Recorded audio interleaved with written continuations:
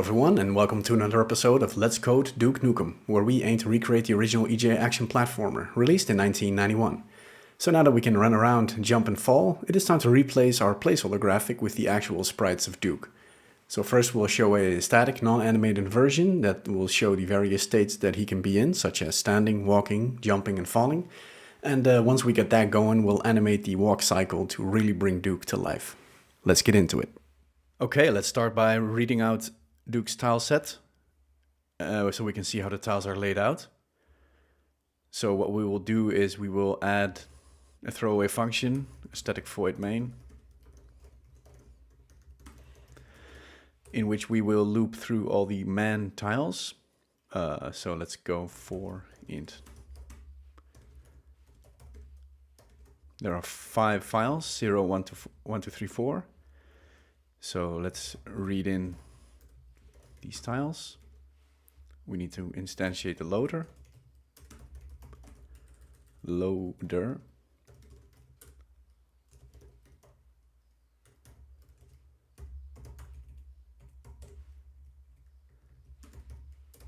Read tiles, string format, man, %i, dn1, and we want to have transparency.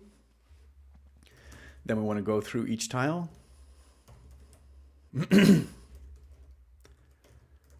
Tiles.size. And then we want to draw each tile to the sheet. So the sheet is going to be wide tiles.size times 16, and it's going to be 16 pixels high. And it's going to have a regular type. And after we are done writing, I want to do an image IO write of the sheet to a PNG file. That is string.format man %i PNG. man%d, sorry.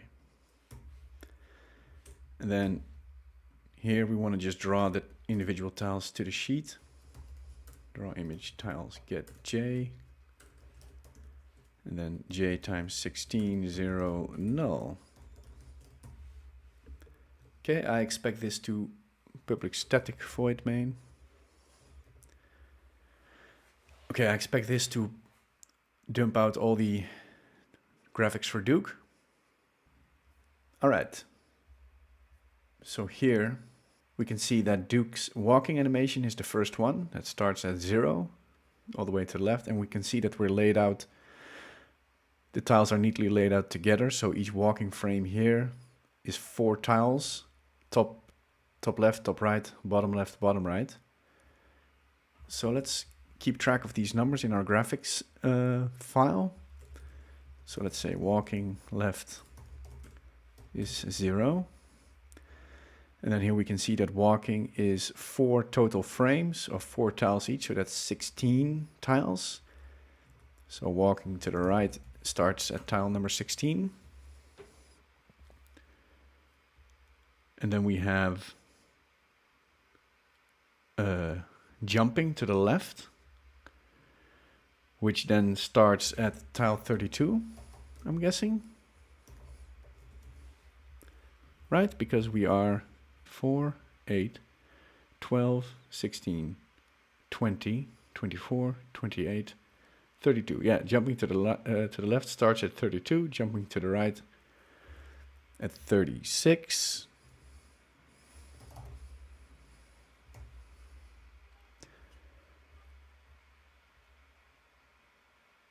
And then falling to the left is 40.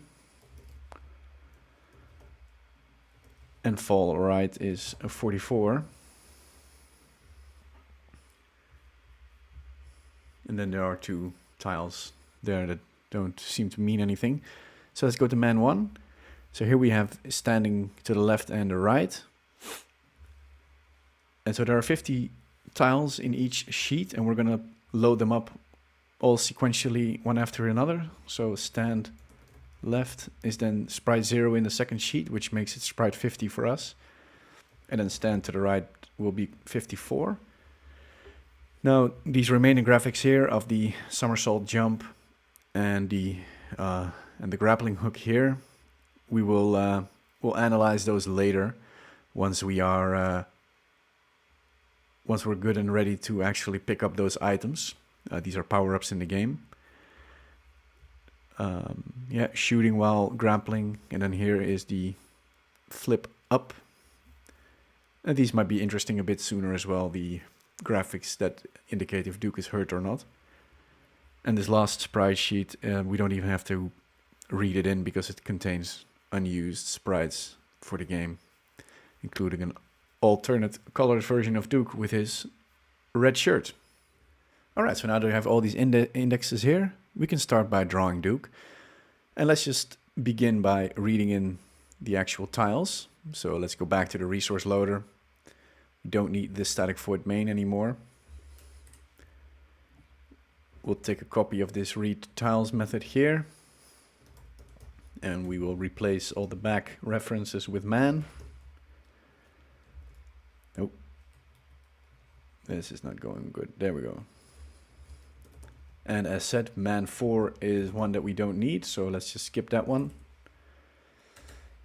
And we want to have transparency, so put this to false. We don't need to limit it to 48, although we can, but let's not. Let's just read in everything. Otherwise our carefully selected indexes will be not correct anymore. Alright, so now we have a read man method that the GFX can use to load in the tile set for Duke. I'll just call it man here as well. Man. Okay. And now here we can take this graphics.drawRect, and instead of drawing the rect, we can draw an image. I'll put it below all these index information here. And then we can say man.get, let's just start at 0. And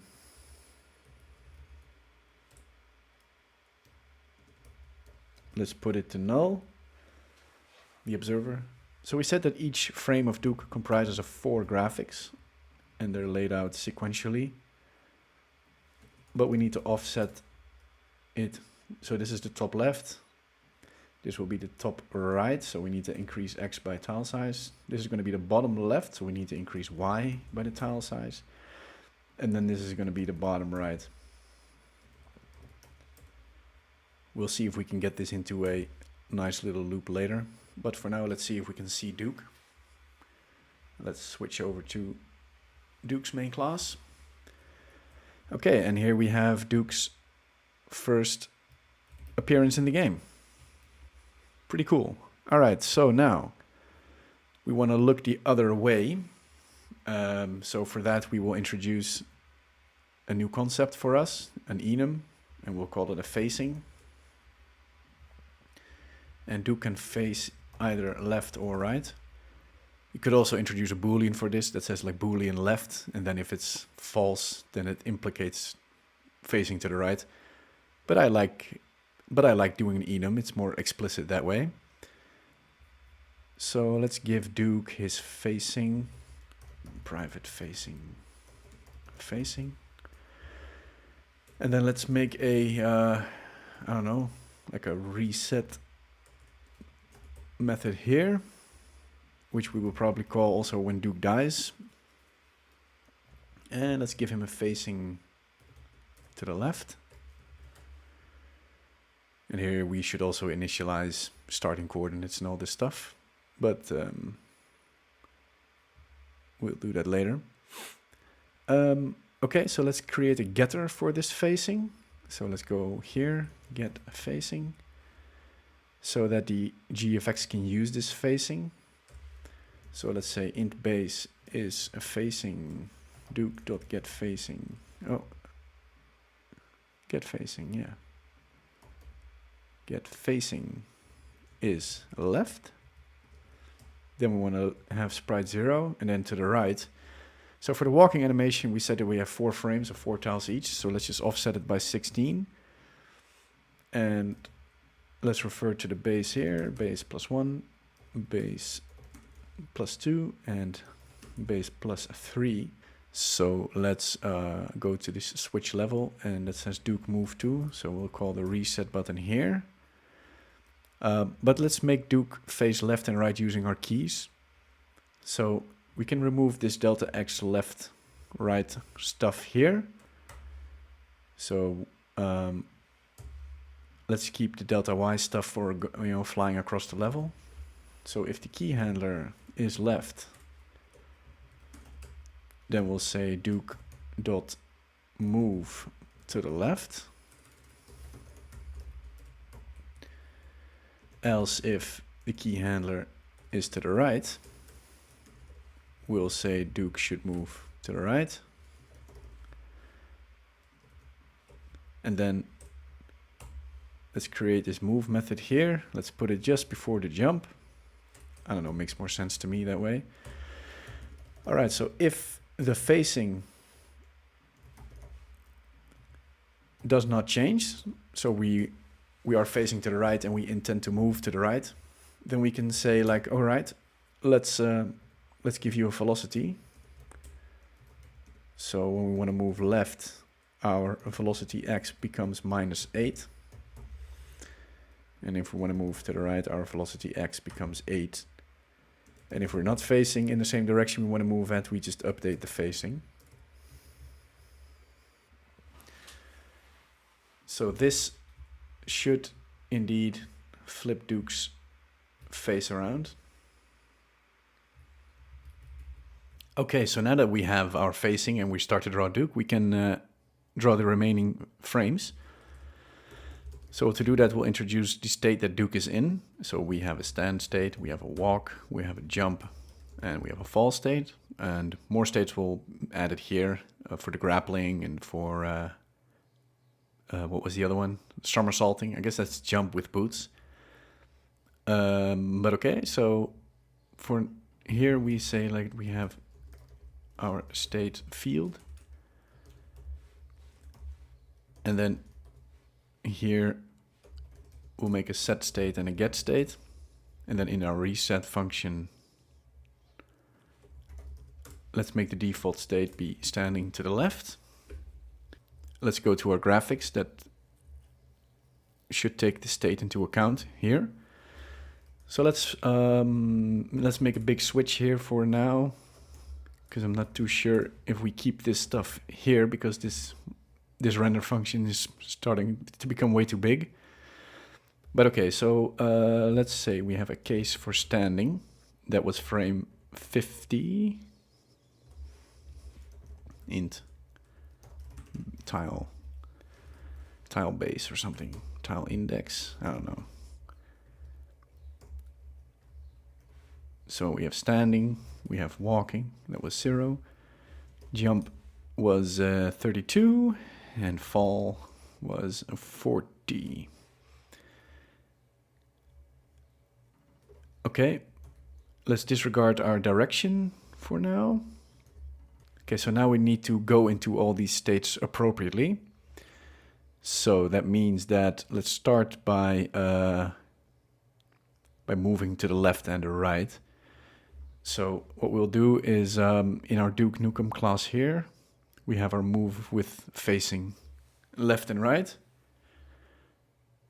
So here, if we indeed update our velocity, and if we were standing, if state was standing, then that means that our state is going to be walking, because we can also move midair while jumping and while falling, but then we want to show a different graphic. So only go to the walk state if we're standing.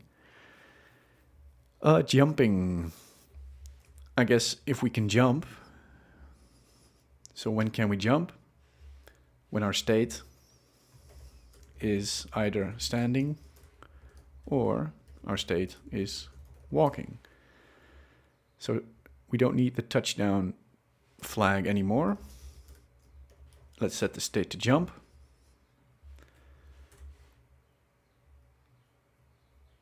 Yeah, so remove touchdown here.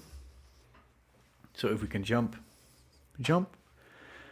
Let's go to walk. Okay, Now for the other ones, so falling and jumping, falling, that's the last one we need to do. I think we need to do that in our move vertically method here. So let's see, if we collide and if our velocity is less than 0, let's just make a bump method that says like, hey, we bumped our head. Else, if our velocity is larger, which is always the case, then instead of touchdown true, let's make a land function here. So let's create method bump, and let's do that right after jump. And we have a private void land. So when we land, we can set our state to standing. And when we bump, we can set our state to falling. Because when we hit our head, you know, we're going to fall 100% of the time normally. And then at the end of this move vertically thing, I think if we collide, we can always set the velocity to 0 because we don't want to move any further. So that means that after this collision function, if this is all said and done, if our velocity is greater than 0, then that means that we're falling. And then after that, the gravity function comes into play, but this does not update our state because this just will change this will just calculate new velocity values. Okay, so this does not take the facing into account. So Duke will always face left. Okay, so I made a huge mistake here. Jumping and falling is fine. Standing is horribly wrong. And walking as well. So let's see, what did we do wrong? So 50, of course, is not the correct value. So we're falling, and we're standing. All right, so now just walking is the last one that I need to fix. So here I'm saying walk is 0. So then the question is, if we hit this move button and the state equals standing, then I'm setting the state to walking. But I think it gets overwritten by the land function probably, because the gravity gets applied to 8. Then it comes back into this collision detection. And then it assumes that we've landed, but we haven't jumped yet. So I think what this land method should check, it says like if we're falling. Let's see if this fixes some things. Yeah. Okay, and this, now if we stop moving, like I release the key, I expect Duke to revert to his standing position. So that's probably something that we should do here, that if we're not pressing any key, we should tell Duke to just stop moving. And let's group this at the move function. So when we stop moving, that says like, okay, if we were walking, then let's just go back to standing. And let's not bother for falling. All right. So that's pretty nice. But let's first fix the facing. So we want to increment the tile index with the facing. So if we are facing left, then that's fine. But if we're facing right, we need to increment it by 4. But only if we are not walking, because walking has a lot more frames. So we'll just nest another check here. If the state is walking, then we'll increment by 16 and otherwise by 4, because all the other states have a single frame. So now, okay, so the only thing that's a problem now is if we jump up and then land here, like we just float across this platform, And that's because the velocity is exactly 0. So in our velocity check function, because we have hang time, right? So we also want to land, if we land on a platform with a hang time. And then lands as if state is fall. I guess we also should check if we're jumping, because we might reach a platform by jumping and not fall at all. So let's see. All right, now Duke probably gets his foot on solid ground. Okay, so next we can animate the walking cycle a bit. So the walk cycle was 4 frames. So we probably need to keep track of the current frame in the walk cycle. So we will do that inside of the state change function, so that if we change, let's see, where's our set state? Here. So here what we can do, we can check if the state changes. So if this state is different than the state that we're getting in, then set the state. And then let's reset our frame count. So let's just set frame to 0, and let's create a new variable called frame. And it should be a global, well, not global, but like somewhere here. So let's remove this touchdown thing here, and then let's say we keep track of our frame. So if our state changes, we reset the frame to 0. And then in our update function, we can increment our frame by 1, but we need to wrap it around. So frame plus 1. And then the move cycle has 4 frames. So let's just limit it to 4. Now let's make a getter for this frame. And then in the GFX function, we can increment this tile index with Duke's frame.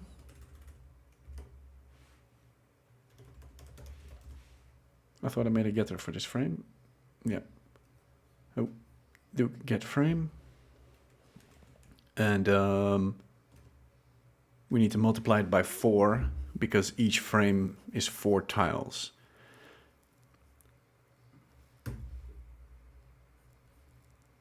All right, and then in the Duke, we do not always want to update the frame, of course. We only want to update the frame when we're walking, because the other states do not have this animation. So let's check it here. So if our state is walking, state.walk, this.state. If we're walking, then increment the frame. All right, so let's see what happens here. We're falling. That's looking pretty good. We're standing. That's okay. And then let's walk. All right, so Duke is walking, but he's walking pretty fast. So let's slow that animation down a bit.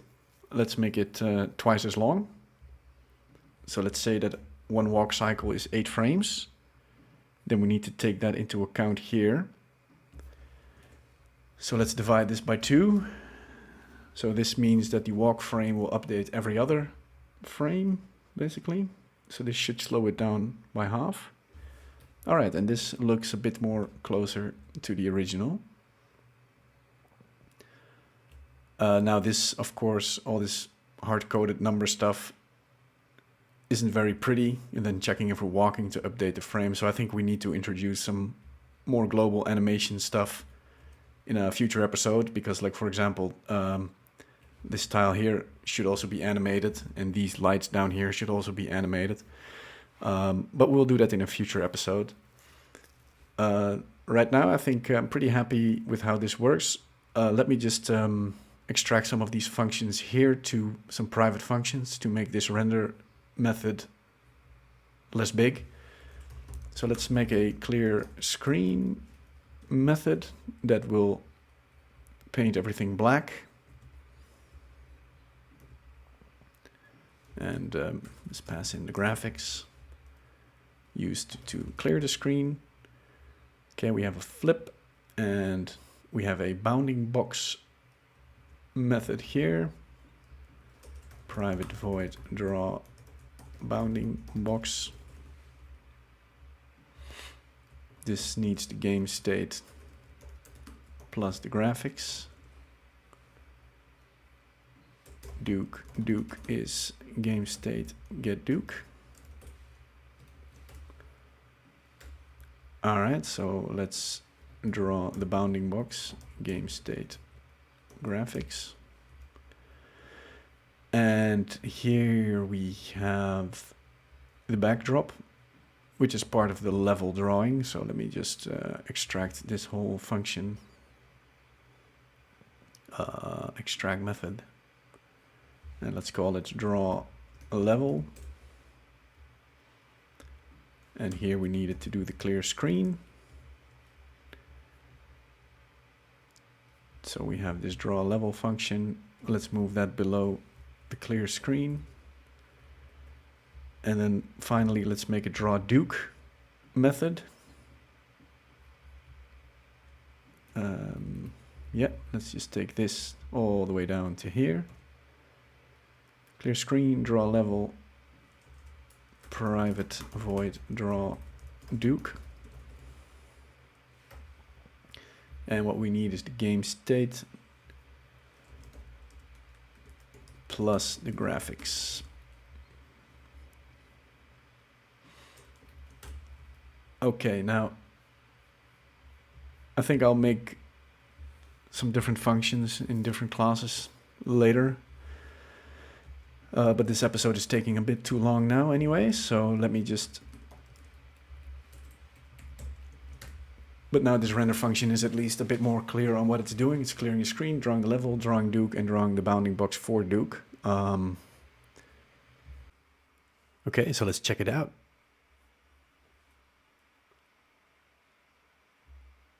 And we still have a functioning game, so that's nice. All right, I think that concludes it for today. I want to thank you all for joining me. Join me next time where we will tidy up these animations a little bit, make it less hard-coded with the numbers. And then, as I was saying about these animations here of these background tiles, I think we'll tackle those as well. And to really tie everything together, we will also draw the border that is around the playing area where you can see like your health remaining and your score and all that kind of stuff. So yeah, I hope to see you there again. And if you have any questions or comments, feel free to let me know down in the comments below. If you enjoyed the series so far, consider dropping a like and maybe a subscribe. And I'll see you guys next time.